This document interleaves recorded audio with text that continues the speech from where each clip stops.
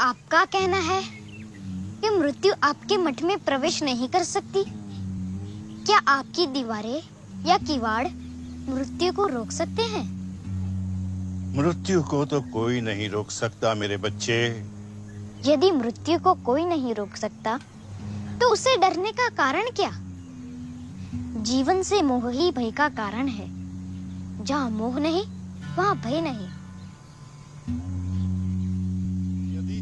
महंत जी बाल योगी से प्रभावित हुए, लेकिन अगर उन्हें अंदर आना स्वीकार न था तो महंत जी भला क्या करते? बालक की मौत निश्चित थी।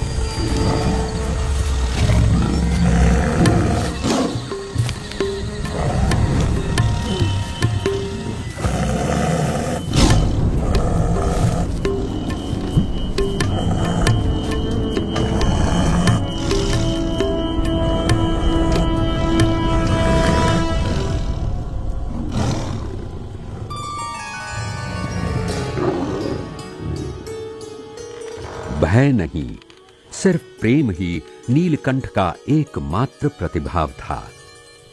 उनके आध्यात्मिक प्रकाश ने हिंसक सिंह को अहिंसक बना दिया।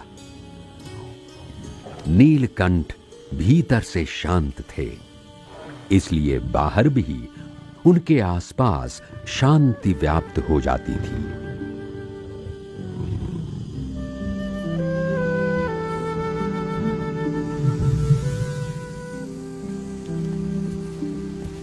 सुबह होते ही शेर जंगल लौट चला और शांति गांव में लौट आई।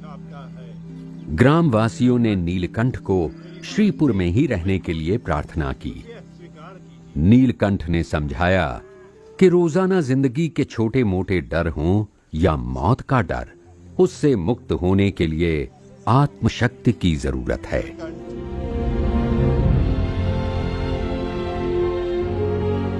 नीलकंठ जहां भी गए, अनगिनत लोगों ने उनका प्रेम पूर्ण स्वागत किया।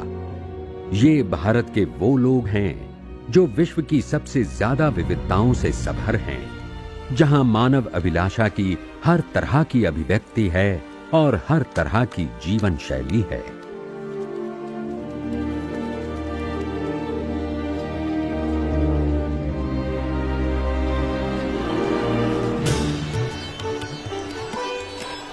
विश्व की सर्वप्रथम लोकतांत्रिक परंपराओं का जन्म हुआ था भारत में।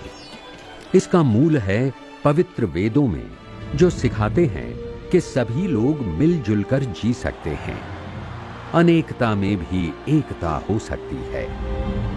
आज भारत अलग अलग धर्मों, परंपराओं और पृष्ठभूमि के 100 करोड़ से अधिक लोगों का घर है।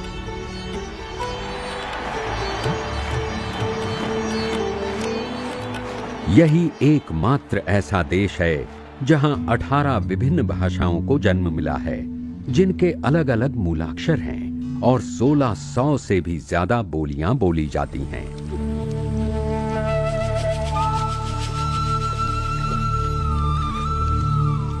लेकिन नीलकंठ के लिए जीवन का सही मर्म शब्दों में नहीं था, किंतु जीव प्राणी मात्र के प्रति प्रेम की मूक भाषा में था।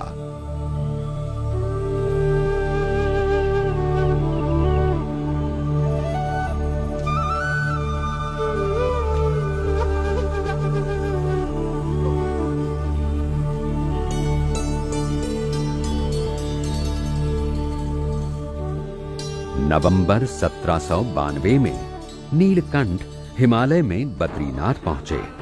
तब शीतकाल शुरू हो गया था। पूरा बद्रीनाथ थोड़े ही दिनों में बर्फ से ढकने वाला था।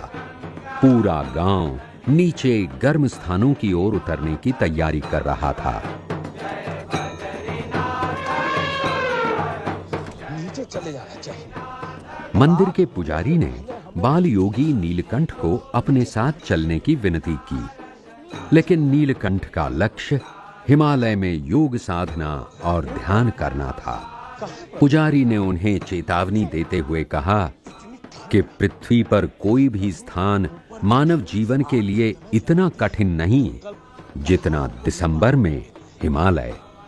बाल योगी के जीवन के लिए चिंतित महंत ने पूछा कि इतनी कठिन यात्रा वे किस लिए कर रहे हैं। मेरी यात्रा कल्याण के लिए है।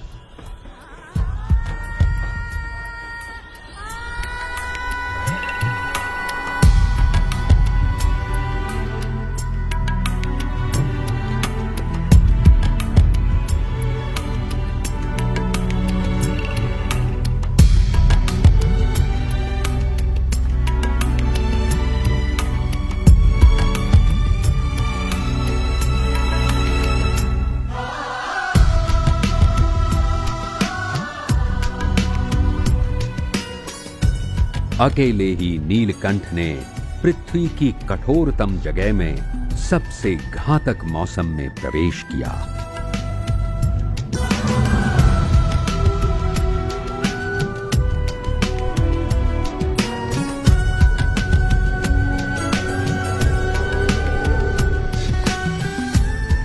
उनके सामने हिमालय के दुनिया के सबसे ऊंचे 30 में से 29 पर्वत शिखर थे, जिसमें महान एवरेस्ट भी था, 29,000 फीट से भी ज्यादा ऊंचा।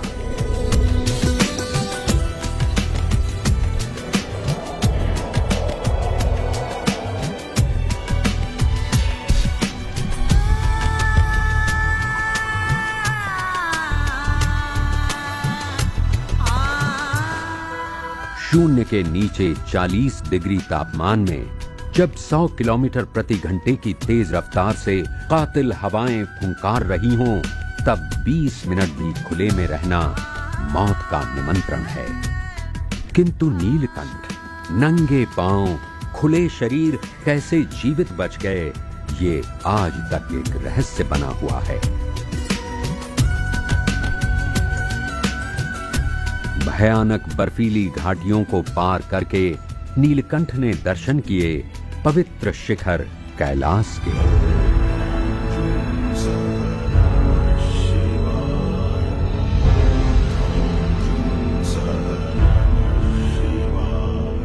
वे मानसरोवर के किनारे पहुंचे। ये पृथ्वी की सबसे ऊंची झीलों में से एक है और भारत की 4 महान नदियों का स्रोत।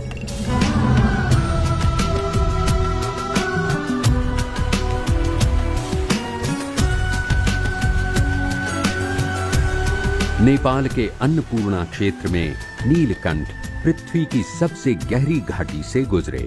22,000 फीट से ज्यादा गहरी ये घाटी काली गंडकी नदी ने तराशी है।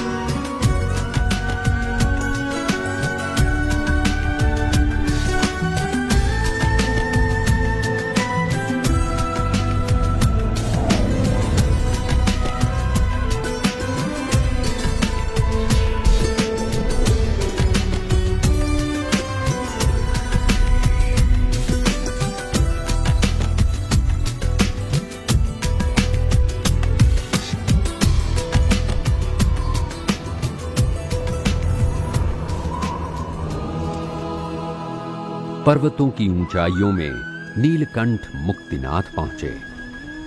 यहां भगवान विष्णु का एक अति प्राचीन मंदिर है।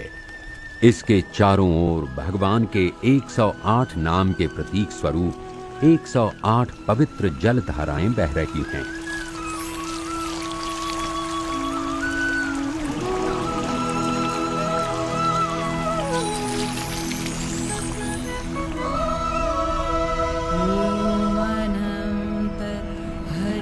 यहां नीलकंठ ने अपने जीवन की कठिनतम तपश्चर्या प्रारंभ की। इस विलक्षण तप मुद्रा में निश्चल ध्यान मग्न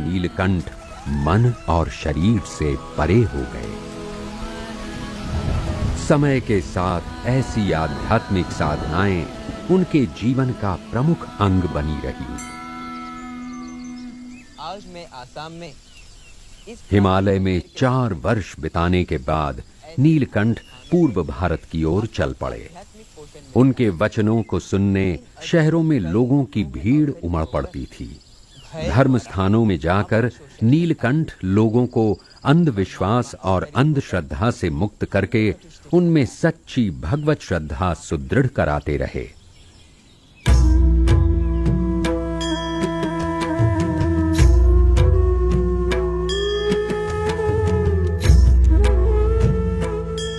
दुनिया के किसी भी देश में इतने मंदिर, इतने स्मारक और महल नहीं जितने भारत में हैं। प्राचीन काल से भारत में ऐसी वास्तुकला विकसित हुई जिसके द्वारा भव्य भवनों का निर्माण हुआ। पत्थर के बड़े बड़े स्तंभ और गुंबद बने जो हजारों वर्षों तक रहेंगे। इसमें असीम शक्ति और लावण्य का संगम है।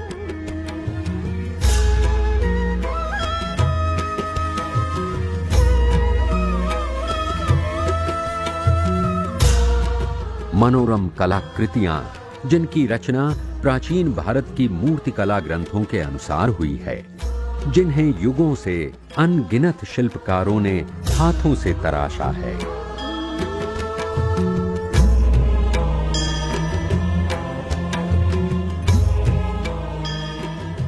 देश का हर कोना अलंकृत है सुंदर स्मारकों से, महलों से और पत्थरों के अभेद्य दुर्ग से।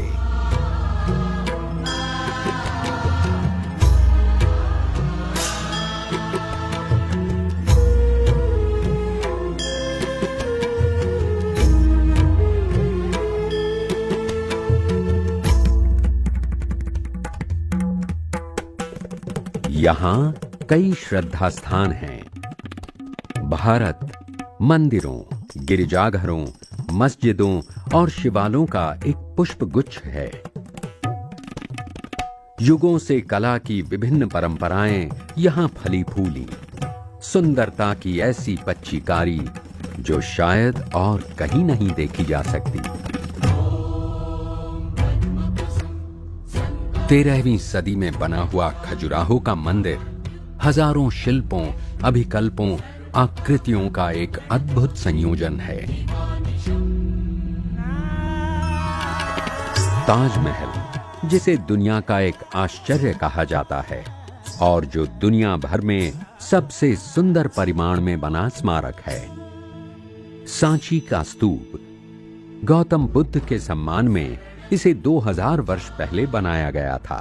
बौद्ध अनुयायियों के लिए ये एक महत्वपूर्ण तीर्थ है। प्रसिद्ध सिख तीर्थ अमृतसर का स्वर्ण मंदिर जो सोने से आवृत है, और इलोरा में कैलाश की चमत्कृति जिसे एक ही पहाड़ी चट्टान से तराशा गया है। इसे बनाने में 150 साल लगे थे। इन मंदिरों एवं स्मारकों के उपरांत नीलकंठ पूर्व भारत के भयानक बरसाती जंगलों से भी गुजरे। हमेशा की तरह वे गोरक्ष आसन में निश्चिंत होकर सोते। वे बंगाल के सुंदरवन के जंगलों से होते हुए चलते रहे। घर छोड़ने के लगभग 5 साल बाद नीलकंठ पूर्वी भारत में जगन्नाथपुरी पहुंचे। यहां के राजा मुकुंद देव नीलकंठ से मिले और उन्हें रथ यात्रा के उत्सव में आने का निमंत्रण दिया। जगन्नाथपुरी के इसी रथ यात्रा उत्सव की विशाल भीड़ और विशाल रथ ने जन्म दिया अंग्रेजी के शब्द जगनॉट को।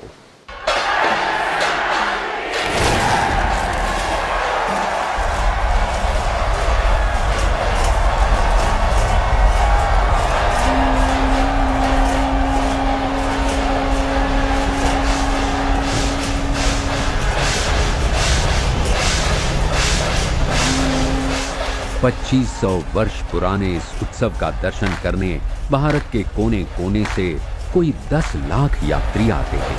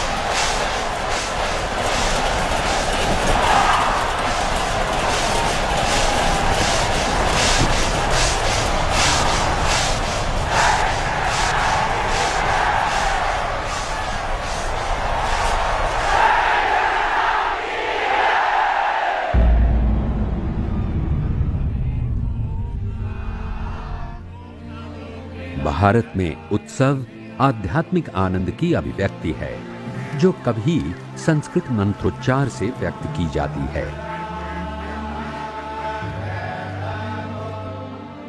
नए साल की शुरुआत होती है अन्नकूट उत्सव से, जिसमें हजारों शाकाहारी व्यंजन भगवान को अर्पण किए जाते हैं। प्रकाश का उत्सव दिवाली, जिसे आसुरी पर दैवी तत्व एवं अंधेरे पर प्रकाश की विजय के रूप में मनाया जाता है। पूरा भारत जगमगाते दीपों और आतिशबाजियों के साथ आनंद से भर जाता है।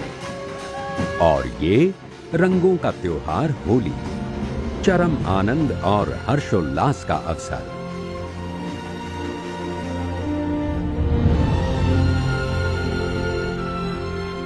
भारत में लावण्यमय मुद्राएं, भव्य उत्सव या मंदिर के भव्य प्रवेश द्वार, सब कुछ भक्ति के ही विविध स्वरूप हैं। दक्षिण में नीलकंठ रामेश्वरम के प्रसिद्ध मंदिर में पहुंचे। 12वीं सदी में निर्मित इस मंदिर में लगभग 1 मील लंबी पत्थर की परिक्रमा है, जो दुनिया में सबसे लंबी है। भारत यात्रा करते करते नीलकंठ ने देखा कि भारत के लोग